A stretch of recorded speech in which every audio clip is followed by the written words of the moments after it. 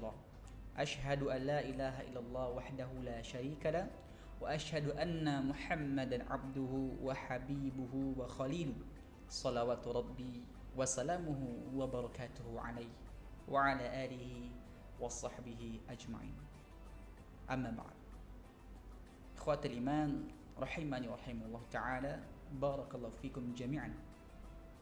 Marilah senantiasa kita mengucapkan dari lisan kita ini kalimat yang indah, kalimat yang baik, kalimat yang mendapatkan pahala, sebuah kalimat yang menunjukkan rasa syukur dan terima kasih kita atas nikmat dan karunia Allah Subhanahu wa taala, yakni kalimat alhamdulillah. Segala puji bagi Allah Subhanahu wa taala.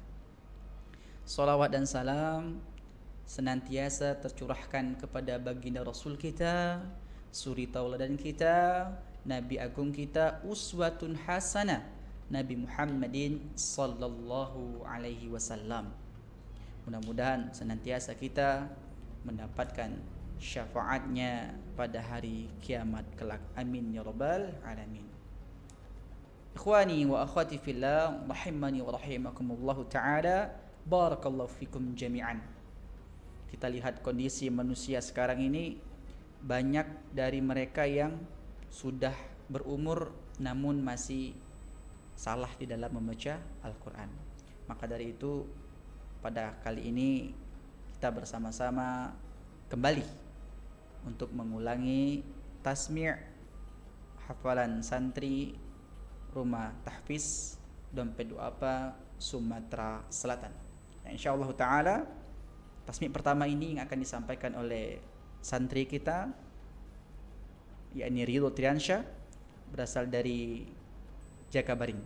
Insyaallah ta'ala akan membacakan surat Ali Imran ayat 166 sampai dengan surat An-Nisa ayat 23.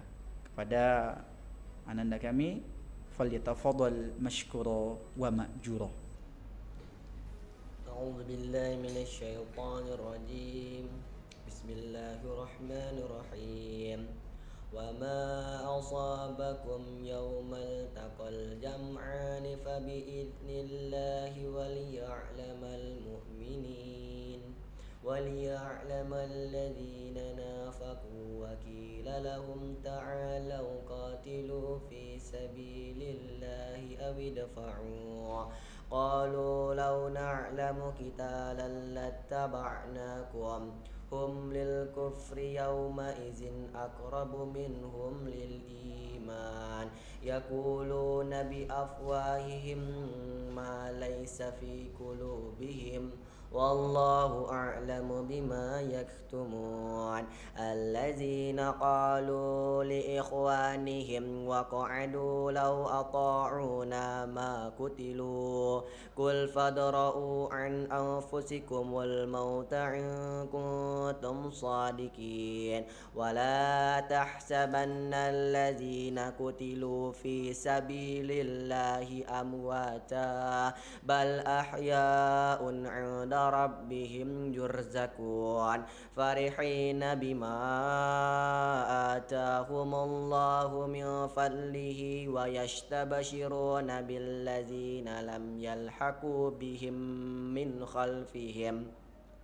من خلفهم ألا خوف عليهم ولا هم يحزنون يستبشرون بنعمة من الله وفضل وأن الله لا يضيع أجر المؤمنين الذين استجابوا لله والرسول من بعد ما أصابهم القرح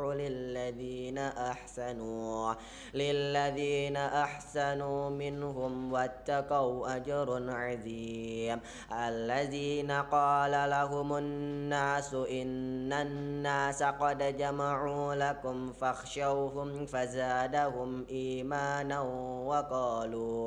وقالوا حسبنا الله ونعم الوكيل فانقلبوا بنعمة من الله وفضل لم يمسسهم سوء واتبعوا رضوان الله والله ذو فضل عظيم إنما ذلكم الشيطان يخوف أولياء فلا تخافوهم وخافون إن كنتم مؤمنين ولا يحزنك الذين يسارعون في الكفر إنهم لن يضروا الله شيئا يريد الله ألا يجعل لهم حظا في الآخرة عذاب عظيم في الآخرة ولهم عذاب عظيم إن الذين اشتروا الكفر بالإيمان لن يضروا الله شيئا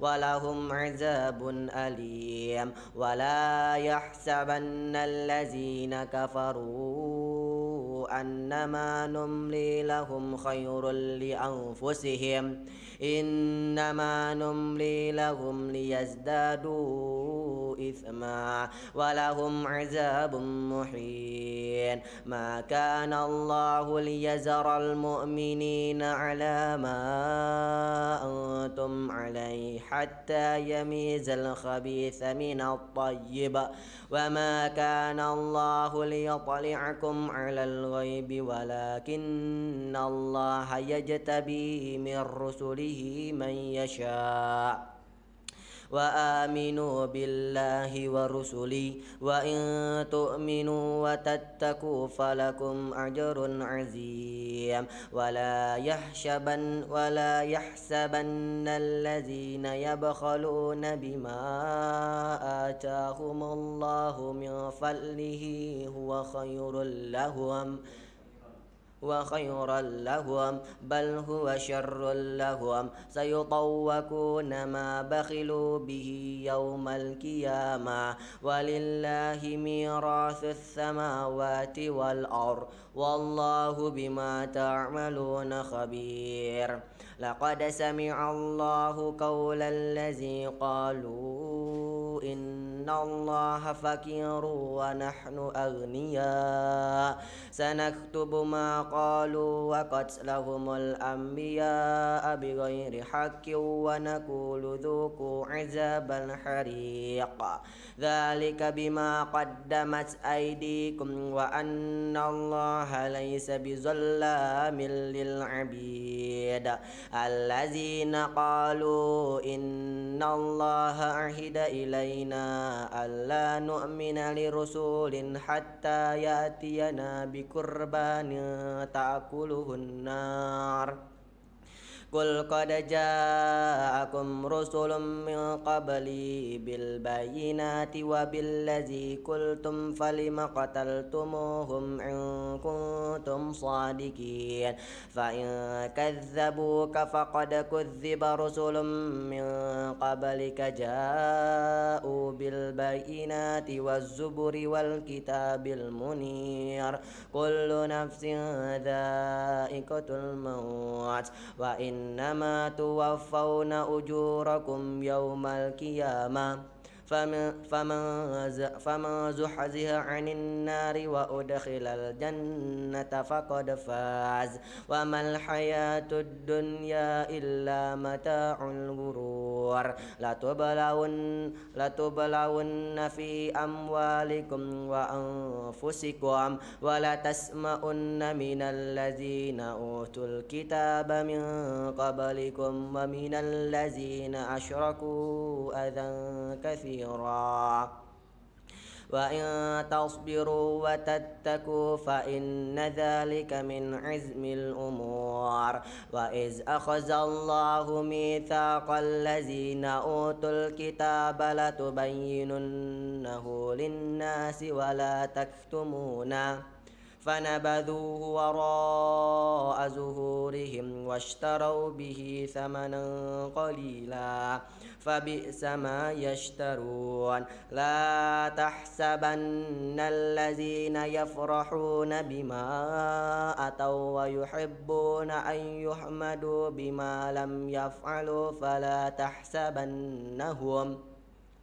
فلا تحسبنهم بمفازة من العذاب ولهم عذاب أليم ولله ملك السماوات والأرض والله على كل شيء قدير إن في خلق السماوات والأرض واختلاف الليل والنهار لآيات لأولي الألباب الذين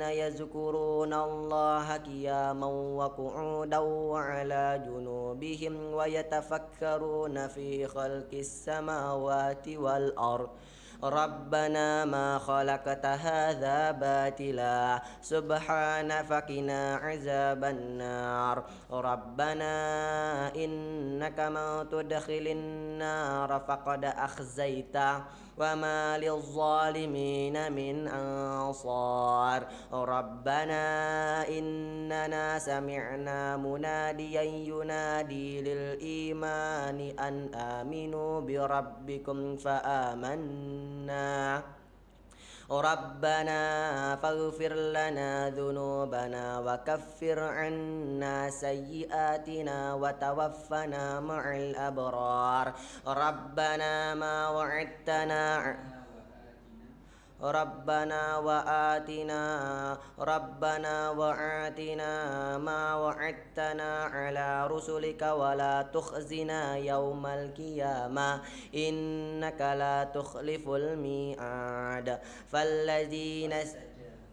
فاستجاب لهم ربهم أني لا أضيع عمل عامل فاستجاب لهم ربهم أني لا أضيع عمل عامل منكم من ذكر أو أنثى بعضكم من بعض فالذين هاجروا وأخرجوا من ديارهم وأوذوا في سبيلي وقاتلوا وقتلوا لأكفرن عنهم سيئاتهم ولأدخلنهم جنات تجري من تحتها الأنهار ثوابا من عند الله والله عنده حسن الثواب لا يغرنك تقلب الذين كفروا في البلاد متاع قليل ثم مأواهم جهنم وبئس المهاد لكن الذين اتقوا ربهم لهم جنات تجري من تحتها الأنهار خالدين فيها نزلا من عند الله وما عند الله خير للأبرار وإن من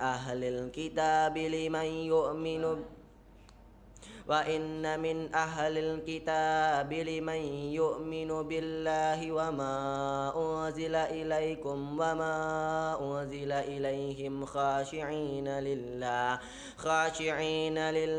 لا يشترون بآيات الله ثمنا قليلا أولئك لهم أجرهم عند ربهم إن الله سريع الحساب يا أيها الذين آمنوا اصبروا وصابروا ورابطوا واتقوا الله لعلكم تفلحون أعوذ بالله من الشيطان الرجيم بسم الله الرحمن الرحيم يا أيها الناس اتقوا ربكم الذي خلقكم من نفس واحدة وخلق منها زوجها وبث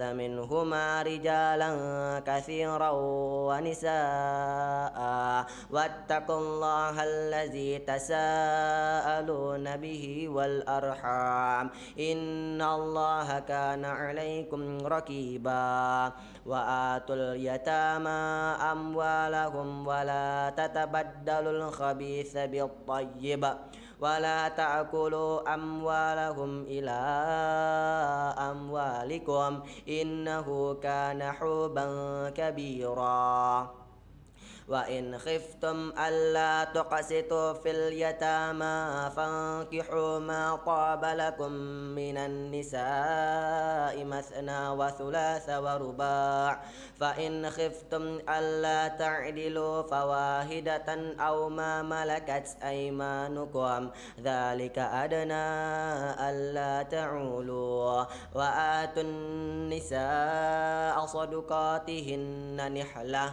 فإن طبن لكم عن شيء منه نفسا فكلوه هنيئا مريئا ولا تؤتوا السفهاء أموالكم التي جعل الله لكم قياما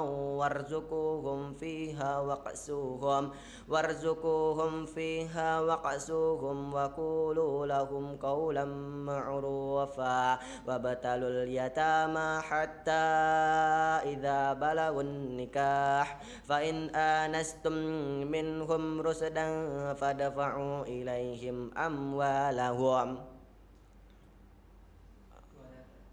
ولا تأكلوها إسرافا وبدارا أن يكبروا ومن كان غنيا فليستعفف ومن كان فقيرا فليأكل بالمعروف فإذا دفعتم إليهم أموالهم فأشهدوا عليهم وكفى بالله حسيبا للرجال نصيب مما ترك الوالدان والأقربون وللنساء نصيب مما ترك الوالدان والأقربون مما قل منه أو كثر نصيبا مفروضا وإذا حضر القسمة أولو القربى واليتامى والمساكين فارزقوهم منه وقولوا لهم قولا معروفا وليخشى الذين لو تركوا من خلفهم ذرية ضعافا خافوا عليهم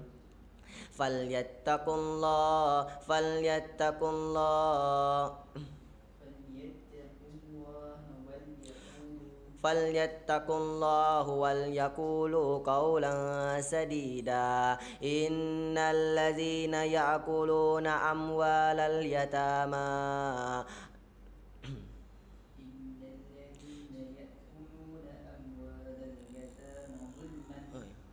إن الذين يأكلون أموال اليتامى ظلما إنما يأكلون في بطونهم نارا وسيصلون سعيرا يوصيكم الله في أولادكم للذكر مثل حظ الأنثيين فإن كن نساء فوق اثنتين فلهن الثلثا ما ترك وإن كانت واحدة فلها النصف ولأبويه لكل واحد منهما السدس مما ترك إن كان له ولد فإن لم يكن له ولد وورثه أبواه فلأمه الثلث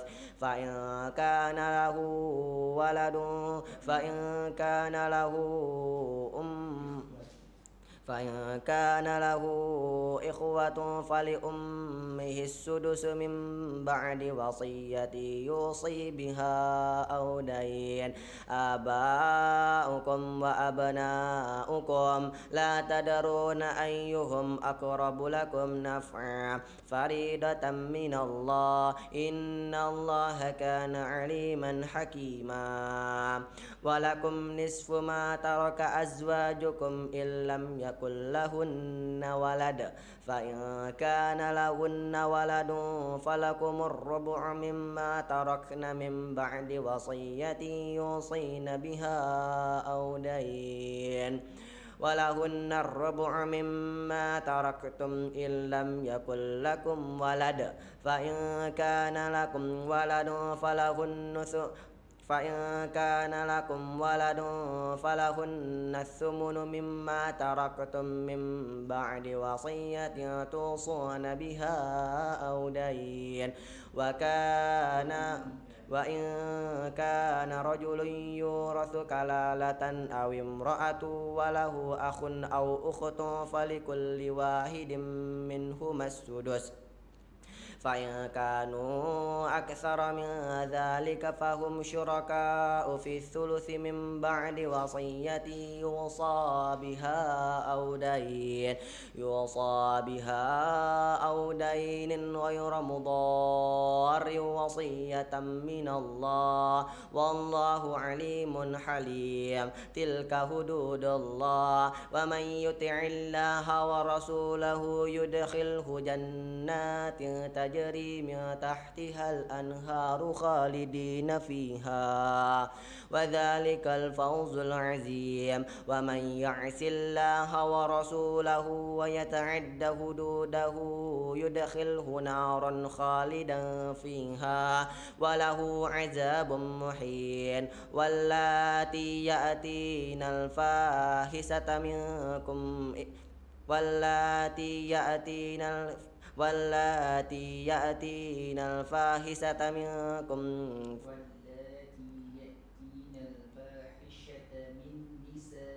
واللاتي يأتين الفاحشة من نسائكم فاستشهدوا عليهن أربعة منكم فإن شهدوا فأمسكوهن في البيوت حتى يتوفاهن الموت أو يجعل الله لهن سبيلا واللذان يأتيانها منكم فآذوهما فإن تابا وأصلحا فأعرضوا عنهما إن الله كان توابا رحيما إنما التوبة على الله للذين يعملون السوء بجهالة ثم يتوبون من قريب فأولئك يتوب الله عليهم وكان الله عليما حكيما وليست التوبة للذين يعملون السيئات حتى إذا حضر أحدهم الموت قال إني تبت الآن ولا الذين يموتون وهم كفار أولئك أعتدنا لهم عذابا أليما يا أيها الذين آمنوا لا يحل لكم أن ترثوا النساء كرها ولا تعضلوهن لتذهبوا ببعض ما آتيتموهن إلا أن يأتين بفاحشة مبينة وأعاشروهن بالمعروف فإن كرهتموهن فعسى أن تكرهوا شيئا ويجعل الله فيه خيرا كثيرا وإن أردتم استبدال زوج مكان زوج وآتيتم إحداهن قنطارا فلا تأخذوا منه شيئا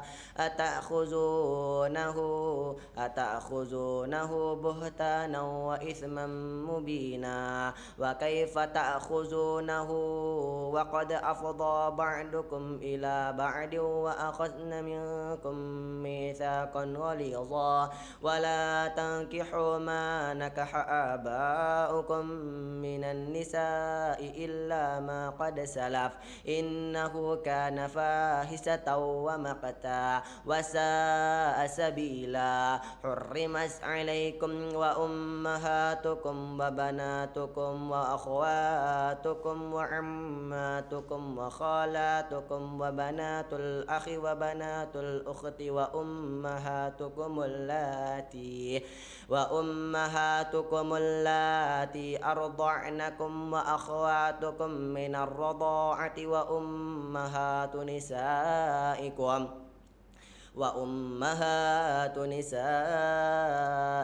وربائبكم اللاتي في حجوركم من نسائكم اللاتي دخلتم بهن فإن لم تكونوا دخلتم بهن فلا جناح عليكم وحلائل أبنائكم الذين من أصلابكم وأن تجمعوا بين الأختين إلا ما قد سلف إن الله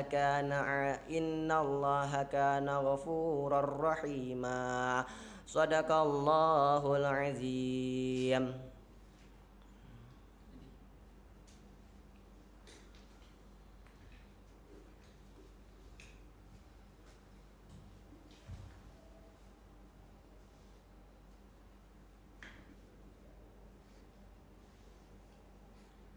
Alhamdulillah, telah kita dengarkan tasmi pertama kita dari santri Rumah Quran Dompet Duafa Sumatera Selatan, yakni saudara kita atau anak kita Ridho Triansyah.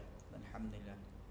Adapun selanjutnya tasmi keduanya akan disampaikan oleh santri Rumah Quran Dompet Duafa, yakni M Haris Al Habib Ridho. Insyaallah taala akan membacakan Quran surah Al-Baqarah ayat 182 sampai 224 insyaallah taala. Baik, khadiman rahimakumullah taala, mudah-mudahan dengan perbanyak mendengarkan Al-Quran ini kita menjadikan hati kita lembut dan senantiasa mengingat Allah Subhanahu wa taala. Langsung saja untuk menyingkat waktu kita kepada saudara Haris, falyatafaddal mashkura wa ma'jura. أعوذ بالله من الشيطان الرجيم بسم الله الرحمن الرحيم فمن خاف من موص جنفا أو إثما فلا إثم عليه فأصلح بينهم فلا إثم عليه إن الله غفور رحيم يا أيها الذين آمنوا كتب عليكم الصيام كما كتب على الذين من قبلكم لعلكم تتقون أياما معدودات فمن كان منكم مريضا أو على سفر فعدة من أيام أخر وعلى الذين يطيقونه فدية طعام مسكين فما تطوع خيرا فهو خير له وأن تصوموا خير لكم إن كنتم تعلمون شهر رمضان الذي أنزل فيه القرآن هدى للناس وبينات من الهدى والفرقان فمن شهد منكم الشهر فليصمه فمن كان مريضا أو على سفر فعدة من أيام أخر يريد الله بكم اليسر ولا يريد بكم العسر ولتكملوا العدة ولتكبروا الله على ما هداكم ولعلكم تشكرون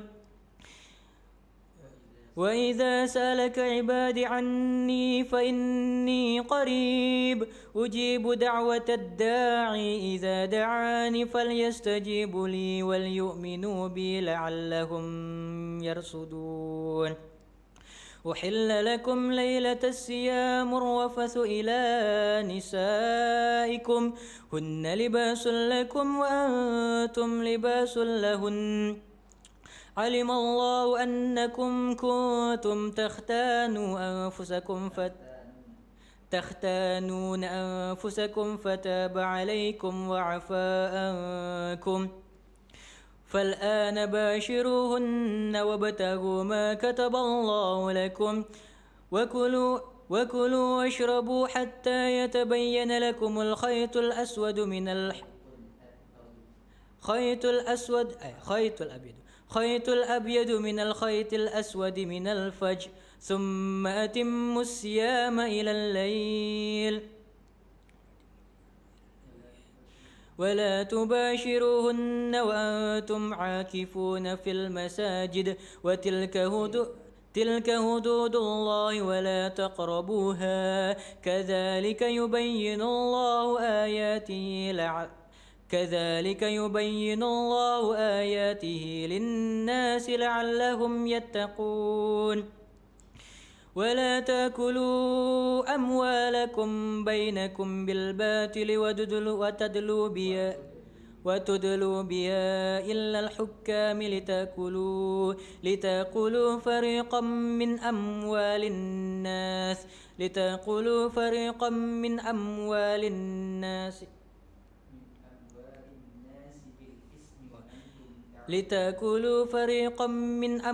الناس وتأكلوا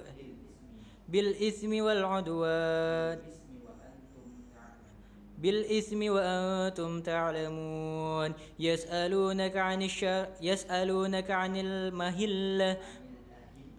يسألونك عن الأهلة قل هي مواقيت للناس والحج وليس البر بأن تأتوا البيوت من ظهورها ولكن البر من اتقى وأتوا البيوت من أبوابها واتقوا الله لعلكم تفلحون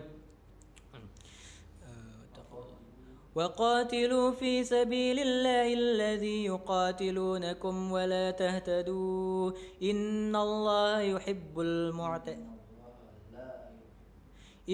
الله لا يحب المعتدين واقتلوهم حيث سكفتموهم وأخرجوهم من حيث أخرجوكم والفتنة أشد من القتل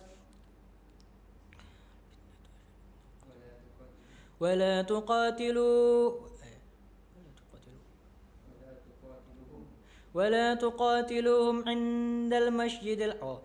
تقاتلوهم عند المسجد الحرام حتى يقاتلوكم فيه فإن قاتلوكم فاقتلوهم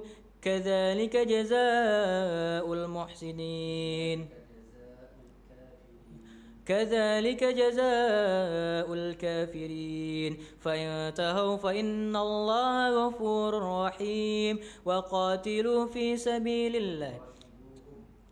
وقاتلوهم حتى لا تكون فتنة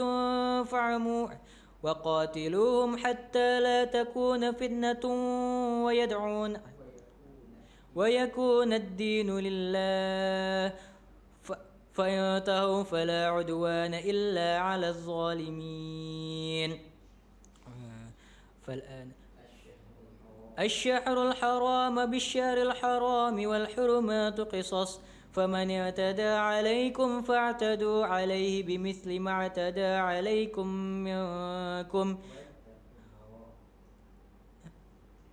واتقوا الله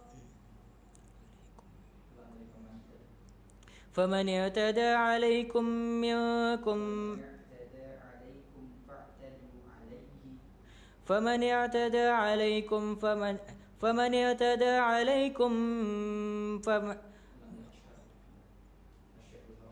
الشهر الحرام بالشهر الحرام والحرمات قصص فمن اعتدى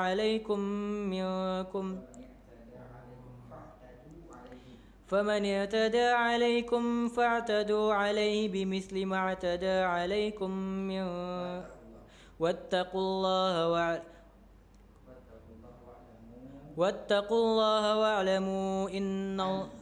واتقوا الله واعلموا أن الله مع المتقين وأنفقوا في سبيل الله ولا تلقوا بأيديكم إلى التهلكة وأحسنوا إن الله لا يحب المحسنين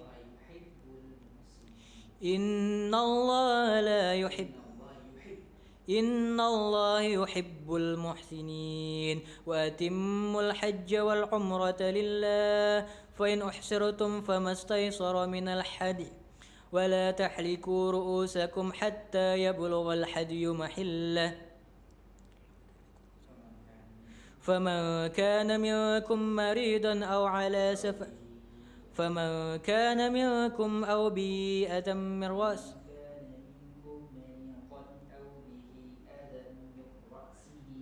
فمن كان مريضا أو به فمن كان منكم أو به أذى من رأسه ففدية من صيام أو صدقة أو نسك وتلك فإذا أمنتم فمن تمتع بالعمرات إلى الحج فما استيسر من الحج فمن لم يجد فصيام ثلاثة أيام في الحج وسبعة إذا رجعتم تلك عشرة كاملة ذلك لمن لم يكن أهله حاضر المسجد الحرام واتقوا الله واعلموا أن الله شديد العقاب. الحج أشهر معلومات فمن فرض فيهن الحج فلا رفث ولا فسوق ولا جدال في الحج وما تفعلوا من خير يعلمه الله وتزودوا فإن خير الزاد التقوى واتقون يا أولي الألباب. ليس عليكم جناح أن تبتغوا فضلا من ربكم فإذا أفدتم من عرفة فاذكروا الله عند المشعر الحرام واذكروه كما هداكم قل وإن كنتم من قبله لمن الضالين ثم أفيدوا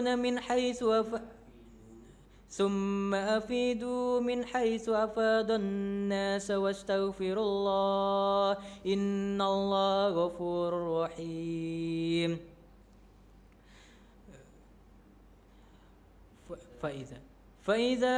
فإذا قضيتم مناسككم واذكروا الله كذكركم آباؤكم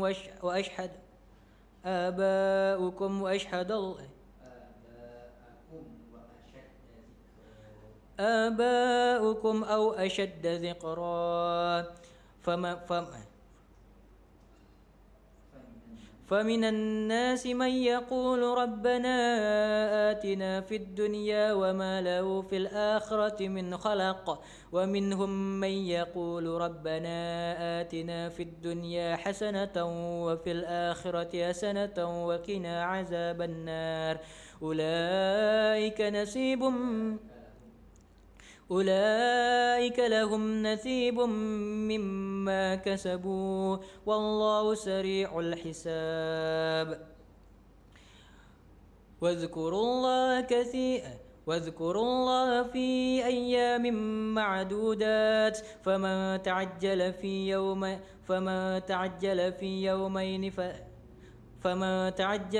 يومين فلا إثم عليه وما تأخر فلا إثم عليه لمن اتقى واتقوا الله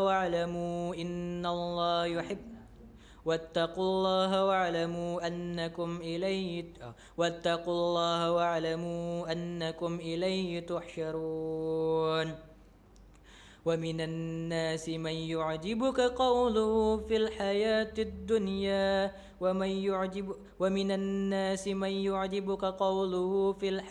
الدنيا ويشهد الله على ما في قلبه وهو ألد الخصام. وإذا تولى سعى في الأرض ليفسد فيها ويهلك الحرث والنسل والله لا يحب الفساد. وإذا قيل لهم اتق الله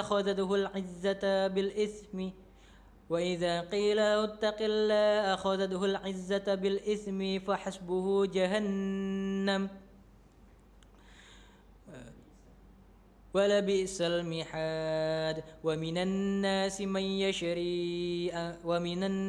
من يشري نفسه ابتغاء مرضات الله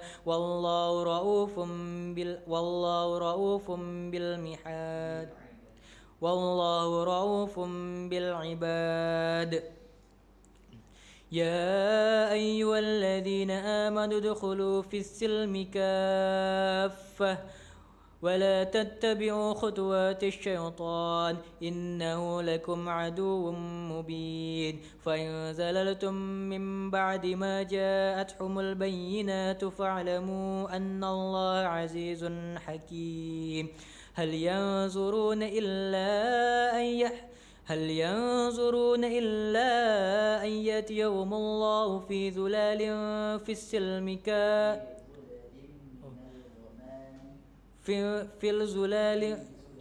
في ظلل من الغمام والملائكة وقضي الأمر وإلى الله ترجع الأمور. سل بني إسرائيل كم آتيناهم من آية بينة ومن يبدل نعمة الله من بعد ما جاءته فإن الله شديد العقاب. زين للذين كفروا الحياة الدنيا ويسخرون من الذين آمنوا والذين آمنوا اتقوا الله فوقهم والذين اتقوا فوقهم يوم القيامة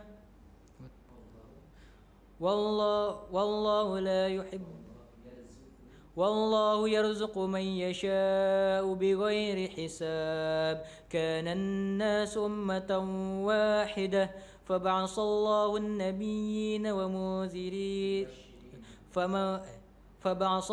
النبيين مبشرين ومنذرين وأنزل معهم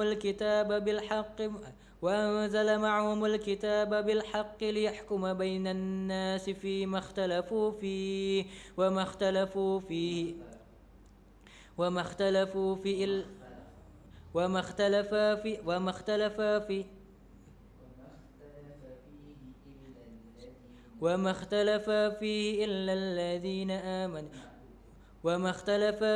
إلا الذين أوتوا الكتاب وما اختلف فيه إلا الذين أوتوه من بعد ما جاءتهم بغيا بينهم.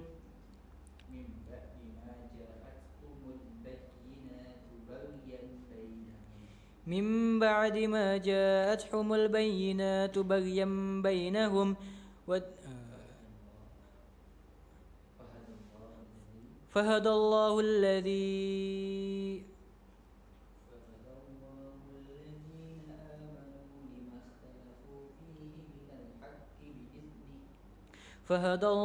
لما اختلفوا فيه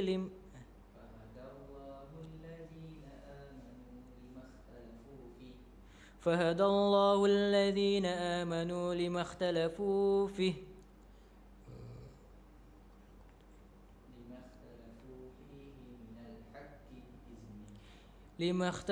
فيه من الحق بإذنه واتقوا والله رؤوف والله يهدي من يشاء إلى صراط مستقيم. أم حسبتم أن تدخلوا الجنة ولما يأتيكم مثل الذين خلوا من قبلكم مستهم البأساء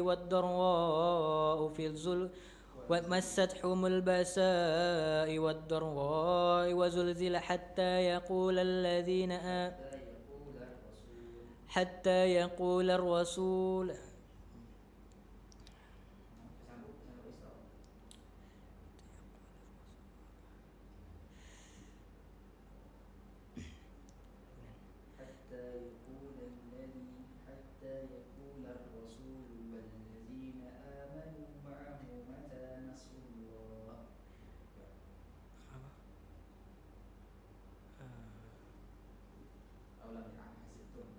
أن حسبتم أن تدخلوا الجنة ولما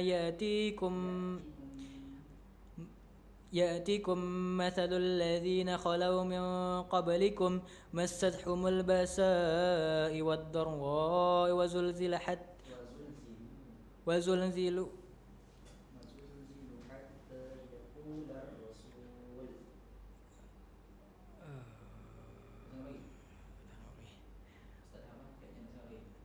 صدق الله العظيم.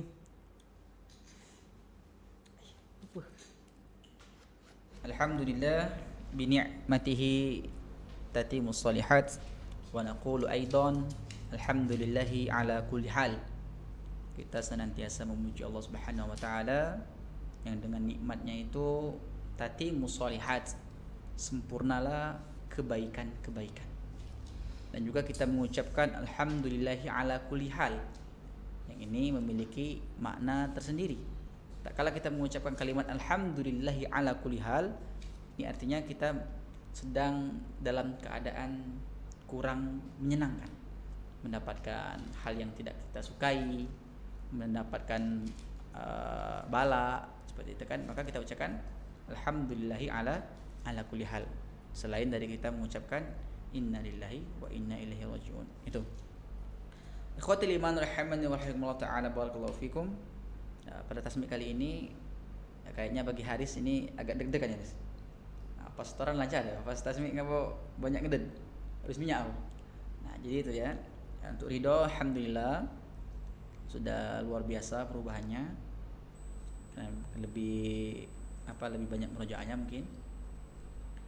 Kemudian Haris untuk depannya lebih diperbaiki lagi. Tadi itu Ustaz hitung salahnya lebih dari 100 ya. Lebih dari 100 ya. Salahnya lebih dari 100. Setiap kalimat hampir banyak salah.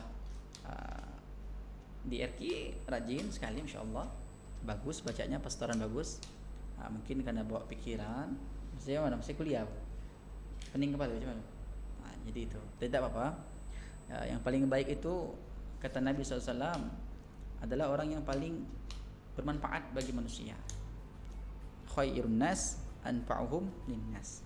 Sebaik-baik manusia adalah yang paling bermanfaat dengan manusia lainnya.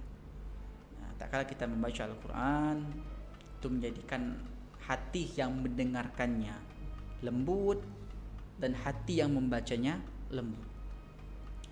Allah Subhanahu wa taala berfirman, "Ala bi dzikrillahi tatma'innul qulub." Dengan berzikir kepada Allah, tatma'innul qulub, membuat hati kita menjadi tenang. Dan di antara cara kita berzikir kepada Allah apa? Yakni nama Al-Quran. Nama lain Al-Quran apa? Az-zikru, yakni zikir. Jadi dengan membaca Al-Quran itu kita sudah berzikir kepada Allah Subhanahu wa taala. Ustaz, Anda bacanya masih terbata-bata loh. Gimana nanti dosa? Enggak. Selagi Anda dalam proses belajar, salah bukanlah sebuah dosa di dalam membaca Al-Quran. Namun jangan sampai istiqomah di dalam kesalahan. Hari ini salah langsung diperbaiki, terus belajar dan belajar. Kata Nabi SAW, talabul ilmi faridatun ala kulli muslim. Bahwasanya menuntut ilmu itu wajib hukumnya bagi setiap muslim. Di antara sumber ilmu kita apa? Yakni Al-Quran Al-Karim dan hadis Nabi sallallahu alaihi wasallam. Jadi dua ini yang harus kita pelajari jamaah, yang paling utama. Bukan yang paling utama tuh belajar fisika, bukan yang paling utama tuh belajar bahasa Inggris, bukan yang paling utama tuh belajar bahasa Jepang. Bukan tidak boleh belajar seperti itu boleh. Tapi bagi orang Islam diutamakan belajar Al-Quran, memahaminya, mentadaburinya, belajar hadis Nabi sallallahu alaihi wasallam. Kenapa? Karena Al-Quran, kitabullah wa sunnah Nabi sallallahu alaihi wasallam adalah sumber ilmu kita, sumber rujukan umat Islam. Yang mana kalau ingin mendapatkan syurganya Allah Subhanahu wa taala melalui dua rujukan ini, yakni Al-Quran dan As-Sunnah. Nabi sallallahu alaihi wasallam mengatakan, "Aku tinggalkan kepada kalian dua perkara, yang mana kalau kalian berpegang teguh kepada keduanya, kalian tidak akan pernah tersesat." Apa itu? Al-Quran dan As-Sunnah Nabi sallallahu alaihi wasallam. Ikhwani wa akhwati fillah, rahimani wa rahimakumullah taala, barakallahu fikum jami'an. Manusia ini sering lupa ya. Sering lupa bahwasan dia ini pernah berbuat dosa dan tidak bertaubat kepada Allah. Sering lupa bahwasanya Al-Qur'an itu obat dari segala macam penyakit. Kadang kita kalau pusing kepala sedikit saja langsung ke dokter. Langsung kita menemui ahli kesehatan. Bukan tidak boleh, boleh. Akan tetapi ikhtiar kita, para sahabat, para nabi dan rasul dulu, tak kala ada sakit-sakit beliau berdoa kepada Allah Subhanahu wa taala. Di antaranya dengan membaca Al-Qur'an, seperti itu kan. Al-Fatihah kita bacakan untuk kesembuhan kita. Setelah kita berdoa kepada Allah Subhanahu wa taala, setelah kita membaca Al-Qur'an masih belum sembuh, baru ikhtiar yang kedua berobat ke ahli kesehatan, medis. Boleh. Tetapi kita lebih mengutamakan medis daripada tauhid kita. Bukankah yang maha memberi penyakit Allah? Bukankah yang maha menyehatkan Allah? Terkadang ada orang sampai kalau aku minum obat ini pasti sembuh loh. Nah, seakan-akan ini obat penyembuh. Seakan-akan dia meyakini ini obat menyembuhkan dia. Yang menyembuhkan siapa? Wa idza maridtu fahuwa yashfin, kata Allah. Apabila aku sakit maka Allah yang menyembuhkan. Artinya semuanya di Al-Qur'an. Al-Qur'an ini syifa, obat. Huda linnas, petunjuk bagi orang, bagi manusia. Jadi jangan sampai kita melalaikan Al-Qur'an, jemaah. Ini Ustaz nasihatnya tentang Quran mulu. Bukan kita menasihati tentang Al-Quran terus, tetapi inilah kunci hidup kita. Inilah ilmu kita, Al-Quran dan sunnah Nabi SAW. Manusia itu suka lupa. Al-insanu mahallu khata' wa nisyan, kata Nabi. Manusia itu tempatnya khata' wa nisyan, salah dan lupa. Jadi wajar ya ada yang lupa, hafalannya lupa gitu kan, biasa seperti itu ya. Yang parah tuh yang tidak galak ngapal, ngatoi wong yang lupa. Nah, seperti itu. Dari itu bagi kita yang ada teman kita pas hafalannya kurang lancar, kita bantu dengan cara memurojaahnya, sering simak Al-Qur'an ya, antara hadis dan ridho ya. Insyaallah itu bisa dipraktekkan insyaallah taala. Baik. Maka dari itu Al-Qur'an ini jamaah, membacanya saja bernilai pahala, apalagi menghafalnya gitu kan. Kalau membacanya saja bernilai pahala, apalagi menghafalnya. Pernah Anda sampaikan di pertemuan yang lalu bahwasanya kata Nabi SAW, iqra'ul Qur'ana fa innahu ya'ti yaumal qiyamah syafi'an li ashabihi. Bahwasanya Nabi SAW mengatakan 1400 tahun yang lalu, 14 abad yang lalu mengatakan, apa kata Nabi SAW? Bacalah Al-Quran, sesungguhnya Al-Quran itu akan datang pada hari kiamat syafi'an li ashabi, memberikan syafaat. Apa sih syafaat itu? Mungkin kita tuh bertanya-tanya, syafaat, tapi nggak tahu apa arti syafaat. Syafaat itu penolong kita pada hari kiamat.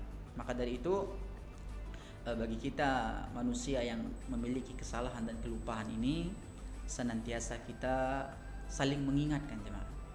Karena kata Nabi, kata Allah Subhanahu wa taala, "Dzakir fa inna dzikra tanfa'ul mu'minin."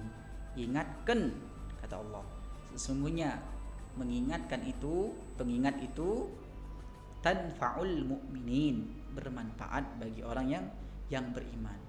Terkadang kita tuh merasa segan ya, tak kala ada teman kita berbuat salah, mungkin ia mencuri, mungkin ia berbuat dosa kepada Allah, enggak sholat, kita biarkan saja dia berbuat dosa. Jangan. Kita tuh kalau mau masuk surga, ajak saudara kita, ajak paman bibi kita yang enggak sholat, kita nasihati. Mungkin dia lupa kalau sholat itu hukumnya wajib, mungkin karena manusia yang tempatnya lupa. Mungkin dia lupa kalau ini waktunya sudah sholat asar, mungkin dia lupa. Mungkin dia lupa kalau subuh itu ada sholatnya. Maka diingatkan bagi mereka yang lupa ataupun memang mereka nggak tahu ataupun mereka dengan sengaja meninggalkan. Tugas kita adalah bagaimana cara kita menjaga diri kita dan keluarga kita dari api neraka, kata Allah. Allah katakan di dalam Al-Quran lagi loh. Di dalam Al-Quran Allah katakan, ya ayyuhallazina amanu qu anfusakum wa ahlikum naro. Nah, bagaimana orang tahu perintah Allah, sedangkan ia nggak mau belajar Quran, nggak mau mentadaburi Quran, nggak pernah mau mendengarkan bacaan Quran. Bagaimana mau selamat dunia akhirat? Sedangkan kunci sukses dunia akhirat semuanya berada di dalam Al-Quran. Allah katakan tadi, ya ayyuhallazina amanu qu anfusakum wa ahlikum naro. Wahai orang-orang yang beriman. Orang beriman ini orang mukmin pastinya, muslim. Qu anfusakum wa ahlikum naro. Jagalah dirimu dan keluargamu dari panasnya api neraka. Wa quduhan nas wal hijara. Yang bahan bakar neraka itu annas, kata Allah, manusia. Berarti kita manusia ini calon bakal dari bahan bakarnya api neraka, wal hijara, dan bebatuan. Maka dari itu kalau kita orang mukmin Islam nggak bisa baca Quran, nggak tahu apa isi Al-Quran, nggak pernah paham apa yang Allah perintahkan di dalam Al-Quran, nggak pernah tahu apa yang Allah larang di dalam Al-Quran, maka kita mukmin yang seperti apa? Bagaimana kita mau mengajak diri kita ke dalam surga, mengajak orang lain masuk surga, tapi kalau kita tidak pernah belajar Al-Quran? Ikhwatil iman rahimakumullah ta'ala, barakallahu fikum. Kalau dengan membaca Al-Quran saja bisa mendapatkan faidah ilmu hikmah yang sangat luar biasa, bagaimana dengan menghafalnya? Pasti akan lebih lagi dari itu. Sampai-sampai Allah memuji orang menghafal Al-Quran. Di dalam hadis Nabi SAW mengatakan, ini hadis qudsi yang kata Allah Subhanahu wa taala dalam hadis, yuqalu li sahibil Quran. Ini pernah Anda sampaikan di pertemuan-pertemuan yang lalu. Yuqalu li sahibil Quran, dikatakan li sahibil Quran, bagi para penghafal Al-Quran. Iqra, bacalah, wartaki, dan naiklah, warattil, dan tartilkanlah, kama kunta turattilu fid dunya, sebagaimana engkau mentartilkannya di dunia. Fa inna manzilataka 'inda akhir ayatin taqra'uha. Sungguhnya kedudukanmu di surga nanti sesuai dengan ayat yang engkau baca di sisi Allah Subhanahu wa taala. Jadi kita ini memiliki surga, jemaah. Dan surga ini bertingkat-tingkat. Pokoknya di antara ada riwayat yang mengatakan bahwasanya surga itu memiliki tingkat-tingkatan, dan di antara jumlah tingkatan dari surga itu ada sebanyak jumlah ayat yang ada di dalam Al-Quran. Nah, berapa banyak jumlah ayat dalam Al-Quran ini? Yang kita dengar itu sering kalau kita searching di Google, kebanyakan keluarnya 6.666. Allahu alam. Namun setelah kita hitung ya, ternyata tidak sampai demikian. Ada 6.236 ayat. Itu yang sahih insyaallah. Dari pernah kami melakukan penelitian langsung, bahwasanya pernah kami hitung langsung bahwasanya dari Al-Fatihah sampai An-Nas itu berjumlah 6.236 ayat. Nah, jadi kalau kita kita serasikan dengan sanad-sanad dengan riwayat-riwayat mengatakan bahwasanya jumlah tingkatan surga itu ada sebanyak jumlah ayat dalam Al-Qur'an. Jadi bisa kita katakan bahwasanya surga itu memiliki 6.236 tingkatan kurang lebih. Nah, kalau kita ingin menaiki tingkat ke 1.000, minimal kita harus hafal 1.000 ayat dong dari Al-Quran. Kalau kita mau naik ke tingkat ke 6.000, kita harus hafal 6.000 ayat dari Al-Quran. Kalau kita mau tingkat terakhir 6.200 sekian itu, maka kita harus habis 30 juz. Dan di antara cara Anda menghafal Quran adalah dengan banyak membacanya. Dan alhamdulillah Rumah Quran Dompet Du'afa ya, sebuah yayasan yang luar biasa bergerak dalam bidang zakat. Beliau, Masya Allah, Dompet Du'afa ini memiliki program unggulan yang luar biasa. Di antara programnya adalah di bab pendidikan tahfiz Al-Quran. Dan maka dari itu jangan sampai ada peluang yang besar ini kita sia-siakan. Tak kala Dompet Du'afa membuka penerimaan siswa baru untuk dididik jadi hafiz Quran, itu saja masih berpikir-pikir ya untuk mendaftarkan diri. Ketika ada program seperti ini, Ana sarankan kepada semuanya yang ada di mendengar pastinya bahwasanya program luar biasa sekali dan sangat rugi kalau tidak mengikutnya. Kenapa? Yang pertama, kita ingin menjadikan generasi ahlul Quran yang kata Allah Subhanahu wa taala, inna lillahi ahlina minan nas Sesungguhnya dari manusia itu ada keluarga Allah. Manhum ya Rasulullah? Siapa mereka ya Rasulullah?